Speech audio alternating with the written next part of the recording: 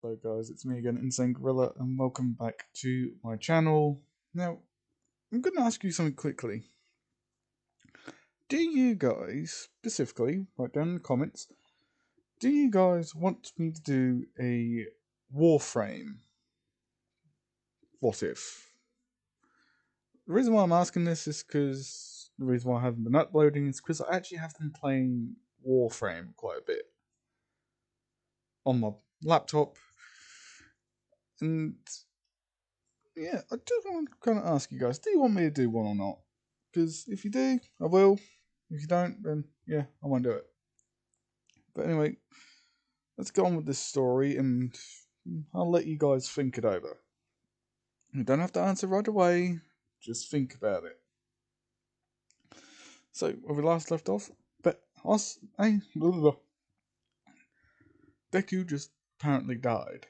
So, we start off with Uraraka going back into the forest after meeting with well, a guardian. As she walks back with her head slumped down, with her arms well, barely holding her weapon anymore, with her mind in tatters, so many emotions running rampant within her mind. And because she's so in this such a depressed state, she doesn't realize that she's being followed by the Guardian, Mason. As Mason does actually ask his ghost for any know-hows of how to snap her out of her depressed state, with the ghost replying saying no. He hasn't seen anything like this before in a fallen. As he also recommends that he does not follow her any further deeper in this forest.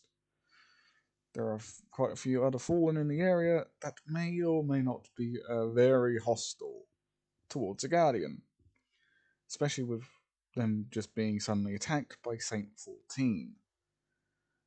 If you listened to my last What If part of this, Saint 14 attacked them. So this should really give you a inkling of where they are in the history. This is going way back. Well, they continue walking forward, not even trying to hide, because they're keeping an eye on Uraraka. And, well, plus they feel sorry for shooting them earlier. So he hides in a tree when they reach the camp. Uraraka still having her head slumped, head down, with her arms slumped, kind of, with her barely holding onto a weapon. She walks into the camp so so much in a depressed state, she doesn't really notice that someone was talking to her. As she eventually feels someone grab her lower two arms. As she eventually turns around, as it's, Shoto Todoroki. As he just says, Uraraka, stop. Why the hell did you suddenly turn around and leave? As if you were on your way back to that place where that ghoul was. You know about that ghoul's reputation. We've all heard about his reputation, so why would you go back there? With her not answering him, as he, smacks her across the face with a fist, as you just say, answer me, Uraraka.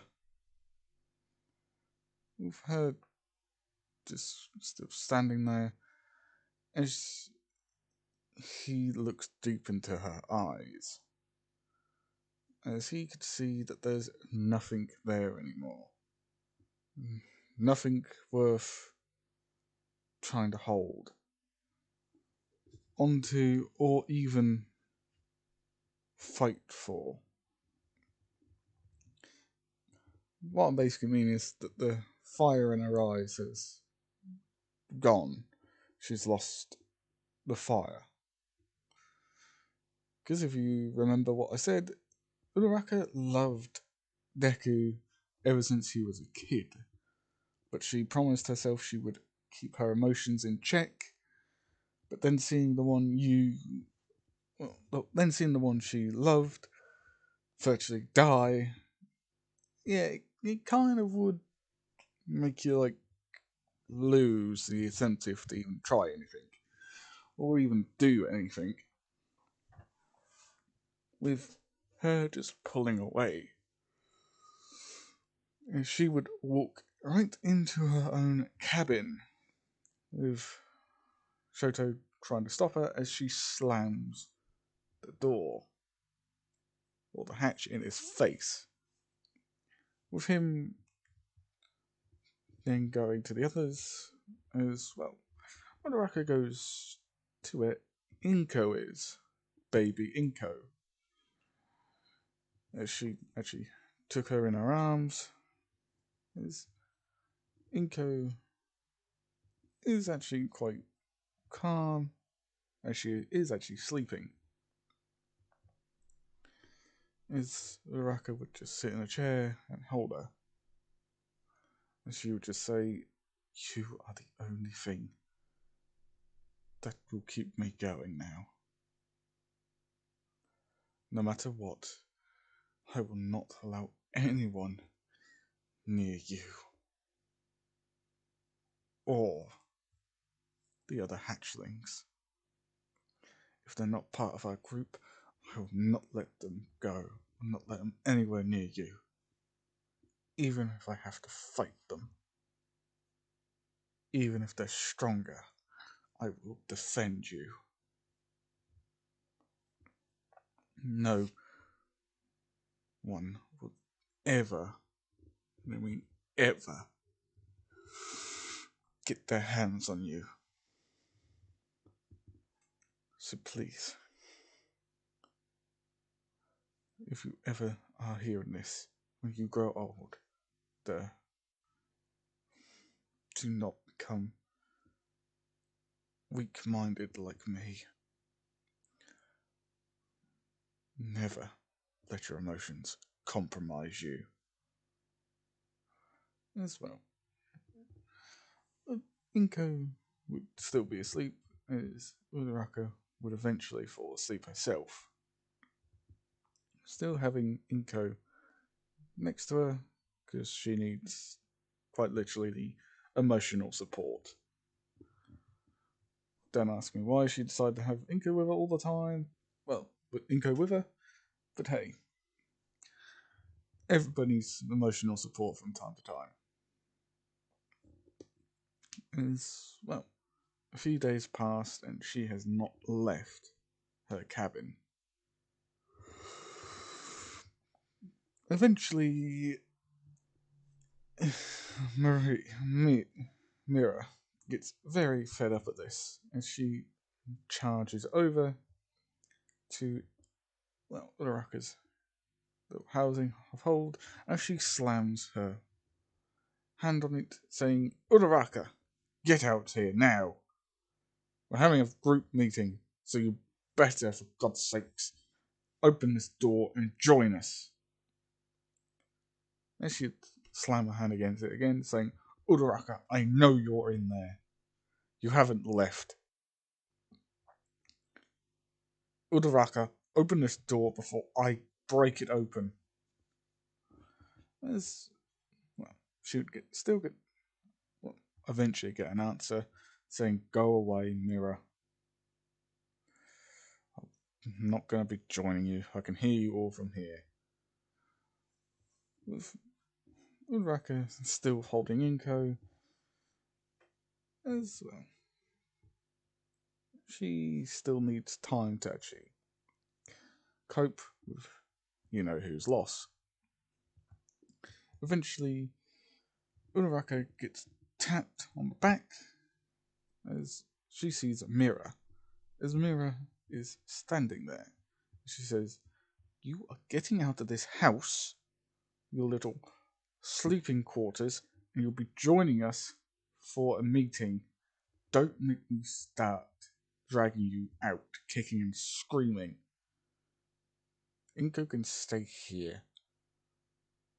As well, Uraraka just tells her to get out of her house, well, of her sleeping quarters, with her putting Inko down back in the crib and putting a force field over it, or some sort of protection over it, as Mira just pushes her, saying, "Get your ass outside. You've been in here for 2 days, Uraraka. 2 days. Everybody is so goddamn concerned about you right now. Hell, I don't think they should be. I think we should all just pack up and leave you here. We'll take the child, but we'll just leave you here. Because you ain't worth even keeping around." Uraraka saying, "Watch it, Mira. Severely watch it." "Or what, Uraraka? You gonna sit here and cry? You are becoming as weak as you are pathetic. People have tried to find out what is wrong with you so we can all help you. But we can't do that if you're sitting in here like a weak and pathetic husk of a person, of an elixir.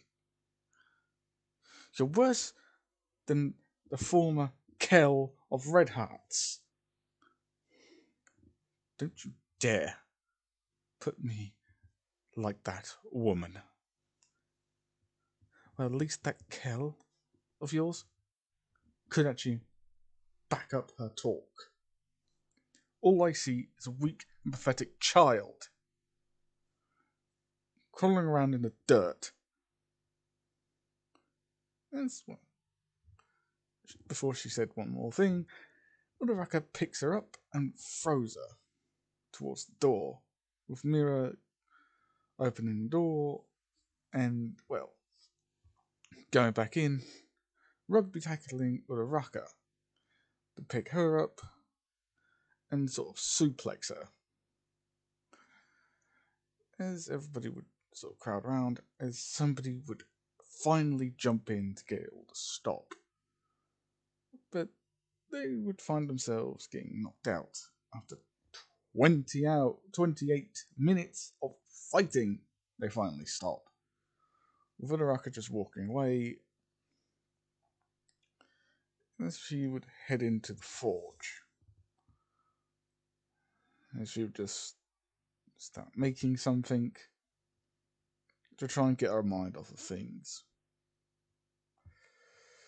Is she would see an image or handheld drawing of armor that wasn't actually completely finished. The drawing, anyway. And she would also see the drawing of Deku, her, Mira, Shoto, Todoroki, Toya, the sarcastic servitor, or servitor, and all the others. As she would hold that image close, as she would look at the locket, as she would make a drawing of herself, of Deku, and, well, just basically Deku, just keep it in there. Along with Inko, actually. Have it on the other side.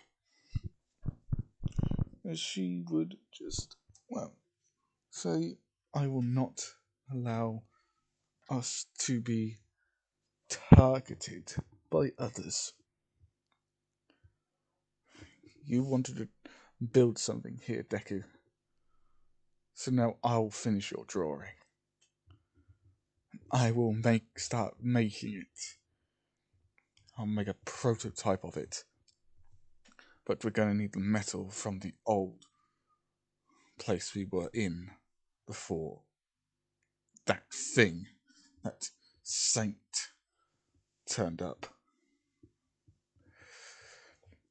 As you continue drawing it and drawing, going through all the designs,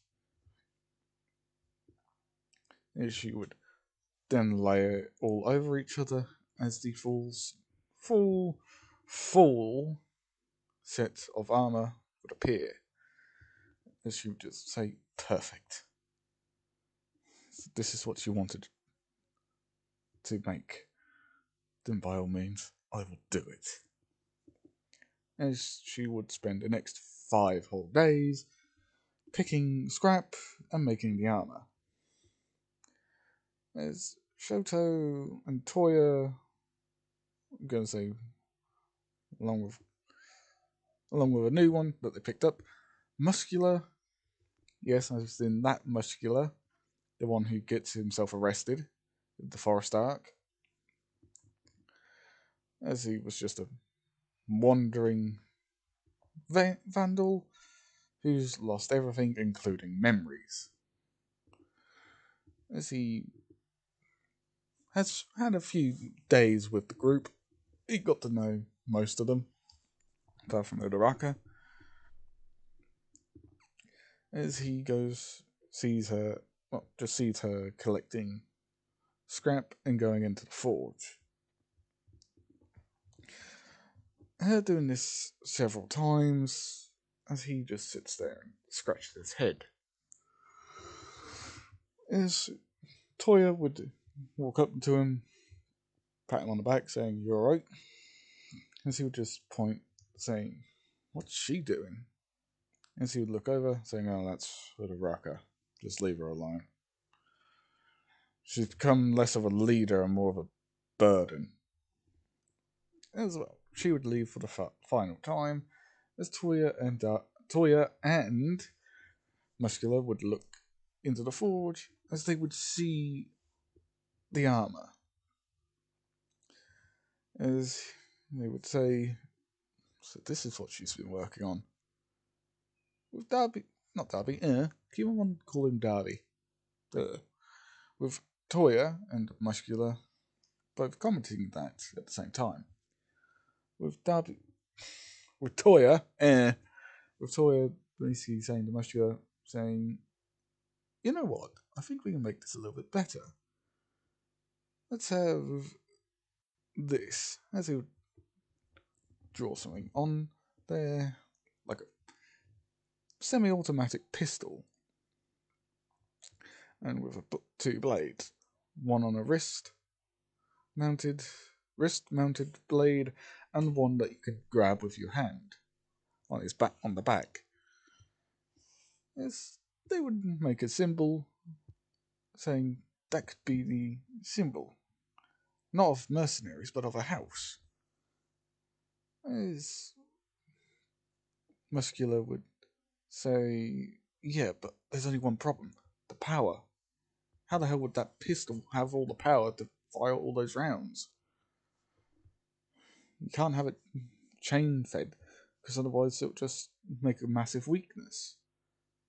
We could always, I don't know, make power packs. It's going to have to be one massive power pack. Okay, how about as these these 2 would speak about it.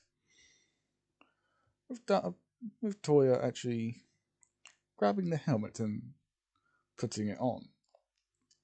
As he would say, I see what she's trying to do now." As he would take it off and put it back, putting his own mask back on. As he would, with Toya and Muscular both making a few more improvements over the design. As they quickly exit, as Uraraka would walk back in. As, well, weeks go by, as they all start seeing noticeable improvements in Uraraka, with her spending more and more time within the forge, with, well, Inko spending more time with others, with the other baby fallen, as they all start being able to speak words. As they start learning, and Mira starts teaching them, along with her child. Her child is called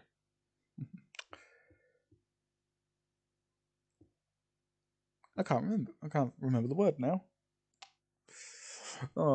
Airy. There we go. Airy. I know people wanted Airy to be something different, but hey. With Airy and Inko getting along quite well, like good friends, is, well, the others all do their own thing, with eventually the servitor giving them all some ether rations after, well, being unhooked because they're about to move again. As he would fly over to Uraraka, as he would shoot over some more ether to her, as he would just say, Uraraka, you need to be careful. If it wasn't for me, you would have run out of ether a long time ago. And she would just say, I know, and thank you. But I'm good. Uraraka, you ain't good. Do you want to know how low you were on ether? I know, I was pretty low. Uraraka, you were out of ether rations. If it wasn't for me, you would have literally curled up into a ball and died. Be more careful, please. By the way, we're moving out. Where to? Hell if I know. Mira's the one with the plan, considering you're becoming more and more useless to us all. Apart from doing this. As he would leave, Uraraka just saying, I'm not being useless anymore. As they would all leave, with them, well, walking back to the old scrapyard, where they used to have their home, or the old factory. As Uraraka would see the mess, as she would say, someone's been here. As somebody would say, true enough, we have been here. But only because we're tracking you guys down and keeping an eye on you. With everybody falling up their weapons, including Uraraka, as she would say, seriously, Mira? Pull a gun on me? Where's your composure? As Mira would say, Seeker? Sister, what are you doing here? As Seeker would stand up properly, because she was actually hunched over. As she would put her all four arms out, saying, can you give your big sister a hug? For once, and not just sit there all dumbfounded. As Mira would run up to her and, well, hug her with all of her strength. As Seeker would cough, saying, careful, okay? You definitely got a lot stronger than when we last met. Sorry, sister. You don't have to apologize to me. Oh. Who are your friends? As she would introduce all of them, apart from Uraraka again, as Seeker would say, what about her? You haven't introduced her to me. As she would say, the less said about that one, the better, because she's become useless to us all.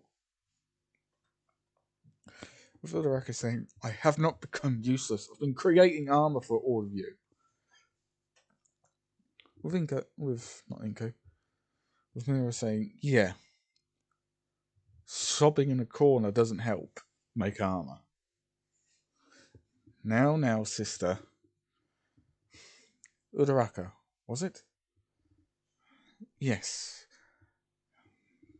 that's me. But how did you know my name? Oh, quite easy. Me and my group have been watching you for a while. I believe that boy of yours. Haven't seen him for a while, but I would love to get a piece of him. Why? Well, some years ago he shot me. Quite handily, actually. He shot me right on the top arm. Good crack shot, I will admit. Wait, he shot you? It's nothing too bad. Just a little graze. As Uraraka would say, if you want to see him, follow me.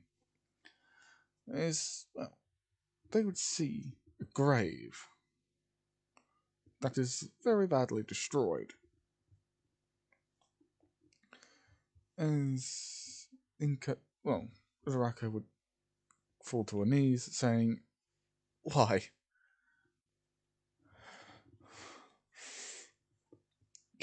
God fucking damn it. When you want to leave a guy in peace, all of a sudden vultures come along and chew him up. Churn him up again. Mira and Seeker basically look at each other as Mira says, he's dead?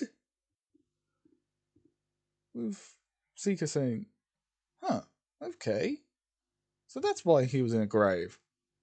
You know he's not dead, right? He was barely clinging on to life. With Uraraka saying, but what? I checked his pulse. He had nothing. Well, you didn't check it clear enough then. My boys found him. There's, two more fallen would peer up, saying, you cold?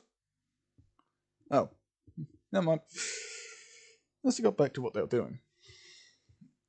As she would just say, those two found him. He was barely breathing. You said you checked his pulse? Do you even have a record? This other record would say, no, but he had a hole in his chest. With Seeker saying, honey, that wasn't even a hole in his chest, that was just scorch marks from us firing at the saint. What? You think the saint killed him? No, that was an accidental shot from me. I accidentally shot him. Because I thought my boys didn't actually kill the saint, so I fired. It wasn't until he toppled over backwards that I realised I made a huge mistake. We didn't want to reveal ourselves too soon. Luckily, you're dumb enough to not realise that it was from a shrapnel rifle. Which again, I do apologise. With Uraraka sighing, saying, oh, how could I be so dumb? Oh, he had nothing. He had no pulse. No, nothing. How did I not realise this? Honey, trust me. He's one tough bastard. You know, when he first regained consciousness a little while ago, like literally 3 days ago, he tossed one of my boys out of the door and he almost killed the other one before I knocked him out again. And by the way, we are a lot stronger than we look. We have enough ether because we make it by hand, which I will teach all of you guys to make, just in case that servitor of yours dies. Well, a little bit of extras if you need it. With the ghost stuff, well, Mike Mason just saying, interesting. This is interesting. So interesting, Guardian. Do you not realize what this means? Guardian, are you listening? Guardian. God damn it, Guardian. What? What? Sorry, Ghost. Yeah. Did I miss something? Were you asleep? No, I wasn't. I was giving my eyes a rest. You were asleep, weren't you? Yeah, I was. Sorry. I thought you said you were going to keep an eye on the fallen all night. Hey, I'm not always going to be awake to keep an eye on things. I do admit I did run some pretty long nights last week. So, can you let a guy get some sleep? Guardian, the Fallen. They've met up with others and they're not hostile. Wait, what? Wait, they moved to camp? Yeah. This is what you get for when you're not awake. Oh shit. Where did they go? Back the way you came? Oh, Jesus Christ. Okay. Let's just hope the Saint ain't nearby. No, the Saint's far away now. He's dealing with the House of Devils. Somehow. Well, that's good. Mostly. Anyway, as we go back to Seeker, as the Guardians turn up, or the Guardian turns up, is Shivo shoots him, saying, "One ghoul down. Now where's your little friend?" As the ghost appears, saying, "Wait! We're not here to fight." Hang on a minute, let me get my Guardian back up. As he poops him back up again, with Mason just saying, okay. I feel like I just got my head shot off. That's because you did, Guardian. Well, damn. As well. Uraraka woke up saying, "What are you doing here, Mason? I thought we agreed we were going to go our separate ways."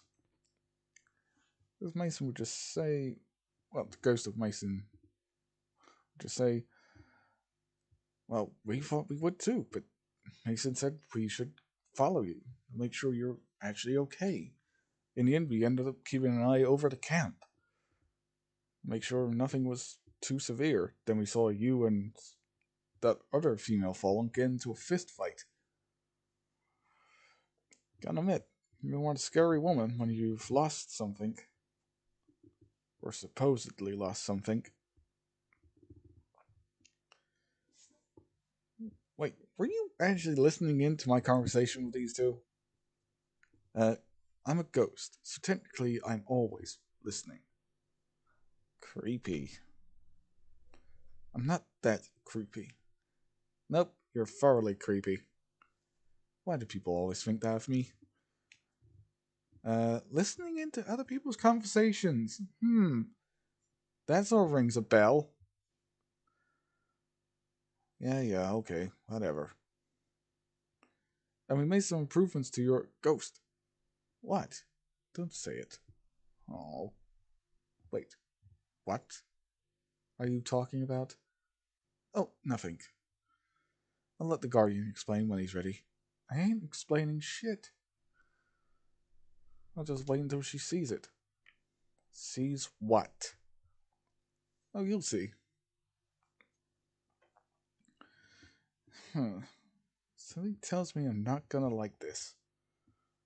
Wait. Uraraka, what have you been working on? A little project that he had in mind. Then, obviously, I thought he died. I went into a huge depression. And I wasn't myself for a while. So, let me guess, you got into a fist fight with my sister, correct? Yeah. Oh, by the way, Mira, speaking of sister, have you seen the other one yet? Other one? You know, Inko, our eldest sister? Wait, what are you talking about my daughter for? Your daughter? No, Inko's not my eldest, our two eldest sisters. Our eldest sister. Yeah, about that. She had a son. She was actually the friend of my former Kel, the Kel's mother, and she actually had a son. Apparently, she adopted him to give him some family, and well, her daughter hates his guts, especially after he ripped off her lower arms. Wait, our sister had a son? When the hell did that happen? When did she have a hatchling? Oh well, this is gonna be mighty awkward. She would get up, often I'll just walk away for a bit. As she would see a young female Elixni, like literally a child still. I can't find any children in Elixni, so this is what you're gonna have to look put up with.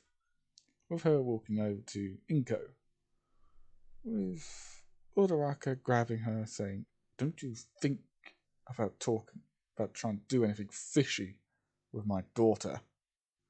Relax, relax, Uraraka. I'm just gonna ask her a few questions, and that's it. I'm not gonna do anything bad. Trust me, if I was gonna do anything bad, you would have been the first one to die. Trust me, I don't like hurting children, unlike others. The children are the future of our species. I don't see why they should be the ones to suffer.